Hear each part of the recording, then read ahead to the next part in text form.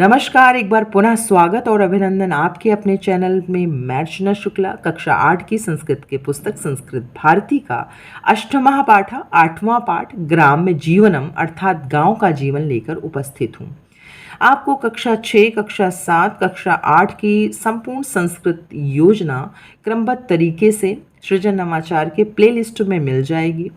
कक्षा 6, 7 के संपूर्ण पाठ, उसका अनुवाद और अभ्यास कार्य भी आपको प्लेलिस्ट में उपलब्ध मिल जाएगी। कक्षा 8 के साथ मैं आज यहाँ 8वें पाठ के साथ आपके समक्ष उपस्थित हूँ। तो चलिए इसका अनुवाद देखते हैं। ग्राम में जीवनम, गांव का जीवन सुव्यवस्थितम भवति, सुव्यवस्थित होता है। गांव का जीवन सुव्यवस्थित होता है।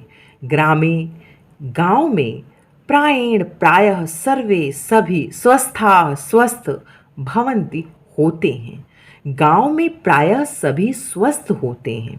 वनेषु नगरेषु च, वन एवं नगरों में तथा वैसा जीवनम ना भवति, जीवन नहीं होता है। वनों एवं नगरों में वैसा जीवन नहीं होता है। वस्तुतः वास्तव में ग्रामा, गांव, वन नगर्योः, जंगल एवं नगरों के मध्य में संति होते हैं। वास्तव में गांव जंगल एवं नगरों के मध्य में होते हैं। ग्रामीणः, ग्रामीण जनाः, लोग प्रायेण प्रायः कृषिवलाः भवन्ति, ग्रामीण लोग प्रायः किसान होते हैं। ते च प्रातः कालात्, और वे प्रातः काल से सायं यावत्, सायंकाल तक क्षेत्रेषु कर्म कुर्वन्ति, खेतों में काम करते हैं। वे प्रातः काल से सायंकाल तक खेतों में काम करते हैं।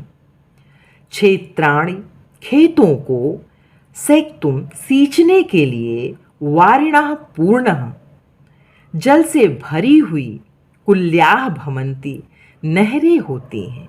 खेतों को सींचने के लिए जल से भरी हुई नहरें होती हैं।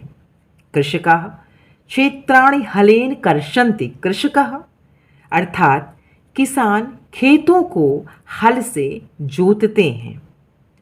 कुल्याः जलेन, नहरों के पानी से, तानि सिंचति, उनको सींचते हैं। तत्र बीजानि वपन्ति च, और वहाँ बीज बोते हैं। ग्रामान परितः, गांव के चारों ओर, शस्य श्यामलः धरित्री राजते, गांव के चारों ओर फसलों से हरी भरी धरती सुशोभित होती है। परिश्रमशीलाः ग्रामीणः, परिश्रमशील ग्रामीण धान्य आदिकम उत्पादयन्ति, धान इत्यादि पैदा करते हैं। वैज्ञानिक उपकरणानां सहायेन, वैज्ञानिक उपकरणों की सहायता से, इदानीम, इस समय, कृषि व्यवसाय लाभप्रदः सज्जातः, लाभकारी हो गया है। ग्राम पथिकानां गोपालानां च, ग्राम पथिकों और ग्वालों के, संगीतेन, संगीत से, हृदय प्रसन्नम भवति, प्रसन्न होता है। ग्राम पथिकों और ग्वालों के संगीत से हृदय प्रसन्न होता है। वृक्षाः, वृक्ष निस्वार्थमेव, निस्वार्थ ही, फलम छायां च प्रयच्छन्ति, फल और छाया प्रदान करते हैं। वृक्ष निस्वार्थ ही फल एवं छाया प्रदान करते हैं। ग्रामे, गांव में, शुक, तोता, कपोत, कबूतर, मयूर, मोर, कोकिलादाय, कोकिल आदि यानी कोयल आदि, पक्षिणः, पक्षी, कूजंती यानी कूजते हैं या मधुर गुंजार करते हैं। गांव में तोता, कबूतर, मयूर, कोयल आदि पक्षी कूजते हैं या मधुर गुंजार करते हैं। अश्व, घोड़ा, गो, गाय, महिष, भैंस, मेष आद्यः, भेड़ आदि, पशवः च चरन्ति, पशु चरते हैं। घोड़ा, गाय, भैंस, भेड़ आदि पशु चरते हैं। ग्रामेषु गांव में मनोरंजनम मनोरंजन अल्प व्यवसाध्यम भवति कम खर्चीला होता है। गांव में मनोरंजन कम खर्चीला होता है। धूल धूसरिताः बालकाः धूल धूसरित बालक विविधाम विविध क्रीडां खेल कुर्वन्ति करते हैं। धूल धूसरित बालक विविध खेल करते हैं। जीवन रक्षणार्थम जीवन की रक्षा के लिए अत्यंत उपयोगिना अत्यंत उपयोगी वायुजलादिकः वायुजल आदि ग्रामेषु गांवों में प्रचुर मात्रा में लभ्यन्ते प्राप्त होते हैं। अर्थात जीवन की रक्षा के लिए अत्यंत उपयोगी वायु जल आदि गांवों में प्रचुर मात्रा में प्राप्त होते हैं तथा ना नगरेषु वैसा नगरों में नहीं। ग्राम में जीवनम गांव का जीवन सदाचार संपन्नम सदाचार से युक्त धार्मिकम च और धार्मिक होता है। गांव का जीवन सदाचार से युक्त और धार्मिक होता है। ग्रामवासियों का मनांसी मन निर्मलानि निर्मल भवन्ति होता है। ग्रामवासियों का मन निर्मल होता है। तत्र यत् वातावरण स्वच्छम भवति वहाँ का वातावरण स्वच्छ होता है। प्राचीन काल में ग्रामेषु गाँवों में तथा विधम इस प्रकार के शिक्षालय यानी विद्यालय चिकित्सालय आदि नाम अस्पताल आदि की सौविध्यम सुविधा न आसीत नहीं थी यथा अद्यास्ति जैसी आज है। प्राचीन काल में गांव में इस प्रकार के विद्यालय अस्पताल आदि की सुविधा नहीं थी जैसी आज है। तथापि अधुना फिर भी इस समय ग्रामेषु गांवों में सकलानि साधनानि यदि संपूर्ण साधन उपलब्धानि भयेयुः उपलब्ध हो जाए तो त्रहि ग्राम जीवनम तो गांव का जीवन इतोऽपि सुखकरम च भविष्यति अधिक सरल और सुखकर हो जाएगा। तदर्थम उसके लिए ग्राम में निवासी भी ग्रामवासियों को संभूय एक साथ प्रयास विधेय करना होगा। उसके लिए ग्रामवासियों को एक साथ प्रयास करना होगा।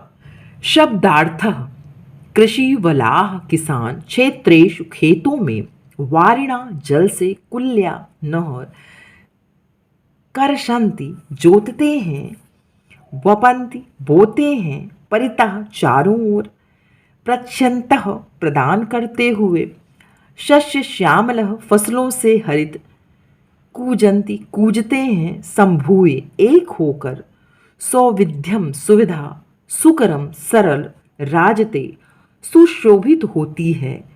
तत्रत्यम वहाँ का उच्चारणम कुरुति पुस्तिकायाम च लिखत उच्चारण करना है और अपनी उत्तर पुस्तिका में लिखते हुए चलना है। सुव्यवस्थितम सहायेन अल्प व्यवसाय साध्यम निस्वार्थमेव जीवन रक्षणार्थम सौविध्यम एक पद में उत्तर देना है। कृषकाः क्षेत्राणि केन कर्षन्ति यानी कृषक जो है वो खेत को किससे जोतते हैं तो हलेन। निस्वार्थमेव फलम छाया के प्रच्छन्ति निस्वार्थ भाव से फल और छाया कौन देते हैं तो वृक्षाः। ग्रामेषु अल्प व्यवसाध्यम किम भवति तो जो गांव में जो है वो हमारे मनोरंजन का जो साधन होता है वो कम खर्चीला होता है। ग्राम निवासी भी संभूय किम विधेयम यानी जो गांव के निवासी हैं सभी मिलकर क्या कर सकते हैं तो प्रयत्न कर सकते हैं। थर्ड देखिए कि पूर्ण वाक्येन उत्तर पूर्ण वाक्य में आपको यहाँ उत्तर देना है कि ग्राम में जीवनम कीदृशम भवति तो ग्राम में जीवनम सुव्यवस्थितम भवति क्षेत्रेषु जनः कदा कार्यं कुर्वन्ति, यानी क्षेत्र में लोग कब काम करते हैं, तो प्रातः कालात् सायं यावत्, यानी प्रातः काल से शाम तक। प्राचीन काले ग्रामेषु केषां सौविध्यम नास्ति, यानी प्राचीन काल में कौन सी सुविधा गांव में नहीं थी, तो वहाँ पर क्या नहीं था, शिक्षालय, चिकित्सालय आदि। ग्राम्य जीवनम सुकरम कदा भविष्यति, यानी गांव का जीवन सुकरम यानी सरल कब हो सकता है, यदि सभी लोग प्रयास करें एक साथ। फिर यहाँ चौथा देखिए कि मंजूषातः क्रियापदानि चित्वा वाक्यानि पूरयति, यानी मंजूषा इस बक्से में जो भी क्रियापद हैं उनको चुनिए और यहाँ पर आप जो यहाँ पर रिक्त स्थान है उसकी पूर्ति करिए। तो पहले में भवति, दूसरे में करसन्ति, तीसरे में कूजन्ति, चौथे में उत्पादयन्ति और पांचवे में लभ्यन्ते। तो यहाँ पूरा कर दिया गया है। फिर देखिए संस्कृत भाषायाम अनुवादम करोति, यानी संस्कृत भाषा में आपको अनुवाद करना है। तो यहाँ देखिए लिख कर दिखा दिया गया है। छठा देखिए कि रेखांकित पदानि, जो रेखांकित पद हैं, आधृत्य प्रश्न निर्माणम कुरुत, यानी उसी पर आधारित आपको प्रश्न का निर्माण करना है। तो यहाँ पर सारे प्रश्न का निर्माण कर दिया गया है, उसके आधार पर आप लिख लीजिए। सातवां देखिए कि शुद्ध कथनस्य समक्षम आम, अशुद्ध कथनस्य समक्षम न इति लिखत।